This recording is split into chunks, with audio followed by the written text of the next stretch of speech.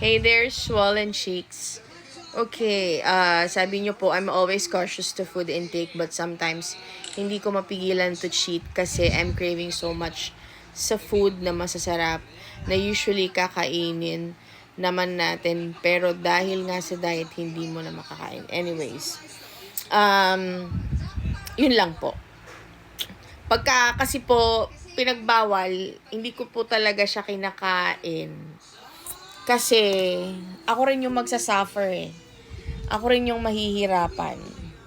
Kaya kahit mag-cheat, hindi ko na po ginagawa. I just ask my nephro kung pwede ba akong kumain ito. If not, hindi ko na ipipilit. Kasi as I was saying, lahat ng kakainin ko will depend on my lab results. So kung mataas yung potassium, I have to avoid foods that are high in potassium such as tomatoes, most especially pag mahilig ka kumain ng pasta or spaghetti in particular. Tumataas yung ating phosphorus level at the same time yung potassium level. And for someone na CKD like me, hindi po pwede yun.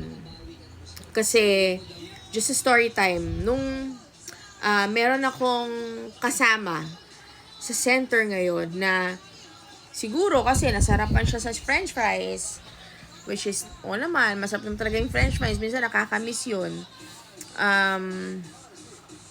na parami yung kain niya. Kaka-cheat ng kaka-cheat na parami yung kain niya. It came to a point na namanhid yung buong katawan niya because of so much potassium sa katawan. And imbes na hindi pa niya day for dialysis, nagpa-dialysis siya para ma-wipe out yun. I don't advise that porket pwede kang magpa-dialysis. Paari kasing maraming maging komplikasyon kung mangyayari yun. Kaya, I don't cheat. Yun. Siguro, minsan talaga nakakamiss. Aminado din ako dyan. Namimiss ko. Minsan makikita ko yung anak ko or any of my family members or friends. Ang sarap ng kain ng french fries. Ang sarap ng kain ng spaghetti. Pag hindi ko talaga matiis, as in, maliit lang. As in, malasahan ko lang. And then, that's it.